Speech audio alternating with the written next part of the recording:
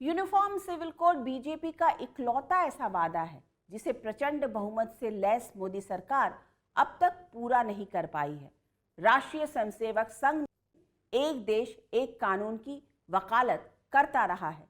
संघ के सांस्कृतिक राष्ट्रवाद को एक देश एक कानून से मजबूती मिलती है। बीजेपी शासित उत्तराखंड और गुजरात राज्य पहले से ही समान नागरिक संहिता लागू करने की दिशा में कदम आगे बढ़ा चुके हैं। उत्तराखंड ने तो जस्टिस रंजना देसाई की अध्यक्षता में कमेटी भी बना रखी है। गुजरात सरकार भी चुनाव से पहले ही इस मुद्दे पर कमेटी गठित करने का ऐलान कर चुकी है। अगले साल मई में कर्नाटक में विधानसभा चुनाव होना है। इस राज्य को बीजेपी की दक्षिण में हिंदुत्व की प्रयोगशाला के तौर पर देखा जा रहा है। ऐसे में माना जा रहा है कि अगर अगले कुछ महीनों में यूनिफॉर्म सिविल कोड पर विधि आयोग की सिफारिशें सामने आ जाएं और केंद्र सरकार संसद में बिल लेकर आ जाए तो कोई हैरानी नहीं होगी।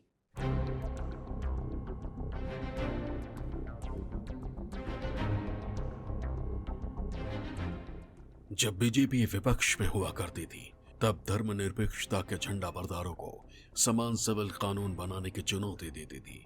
पिछले 8.5 साल से बीजेपी प्रचंड बहुमत से सत्ता में है, लेकिन अब तक यूनिफॉर्म सिविल कोड का वादा पूरा नहीं हो पाया है।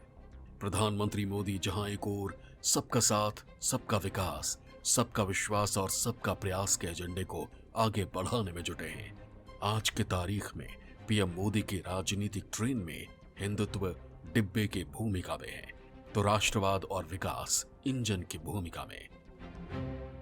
आने वाले 25 साल सिर्फ और सिर्फ विकास की राजनीति के ही है। भाजपा को मिला जन समर्थन नए भारत की आकांक्षाओं का प्रतिबिंब है। हिमाचल प्रदेश में बीजेपी नेताओं ने चुनाव जीतने के बाद सूबे में यूनिफॉर्म सिविल कोड लाने की दिशा में कदम बढ़ाने का ऐलान किया था। गुजरात चुनाव से ठीक पहले भूपेंद्र सरकार ने यूसीसी की दिशा में कदम बढ़ाया और एक समिति बनाने का ऐलान किया।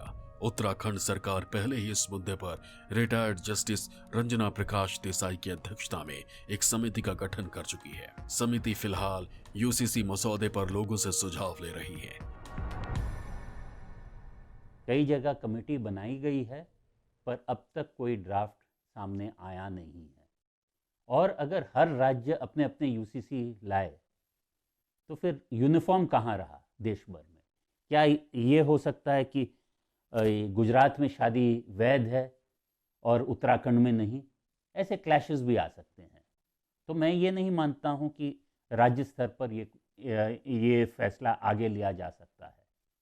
यूनिफॉर्म अगर हो तो पूरे देश में होना चाहिए।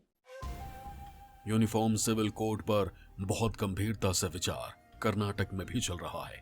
कर्नाटक में हिंदुत्व के मुद्दे को लगातार धार दी जा रही है। सूबे के मुख्यमंत्री बसवराज बोम्मई ऐलान कर चुके हैं कि राज्य सरकार यूसीसी लागू करने के लिए गंभीरता से विचार कर रही है और सही समय का इंतजार है। अगले साल मई में कर्नाटक में भी विधानसभा चुनाव होने हैं। वहां की आबो हवा में हिंदू मुस्लिम के नाम पर वोटों के ध्रुवीकरण के लिए जमीन तैयार होते देर नहीं लगती है। कर्नाटक से सटे महाराष्ट्र की जमीन भी हिंदुत्ववादी पॉलिटिक्स के लिए मुफीद रही है। ऐसे में बीजेपी शासित राज्यों से यूसीसी को लेकर और बुलंद आवाज सुनाई दे सकती है। मैं कहती हूँ ये बहुत अच्छा है। आप देखिए कई बार महाराष्ट्र बहुत ही फ्रंट रनर रहा है इन चीज़ों में। जैसे आप विमेन राइट्स की बहुत से कानून ऐसे महाराष्ट्र लाया था एज अ स्टेट जो बाकी सेंटर ने और बाकी स्टेट्स में बाद में इम्प्लीमेंट किए। बीजेपी शासित राज्यों द्वारा यूनिफॉर्म सिविल कोड की दिशा में बढ़ते कदमों को 3 तरह से देखा जा सकता है। पहला, बीजेपी पूरी रणनीति के साथ राज्यों में यूसीसी लागू कराने की दिशा में बढ़ रही है। दूसरा, पूरे देश में इसे लागू करने की चरणबद्ध रणनीति भी मानी जा सकती है। तीसरा, बीजेपी शासित राज्यों में यूसीसी के साइड इफेक्ट्स देखना चाह रही हो।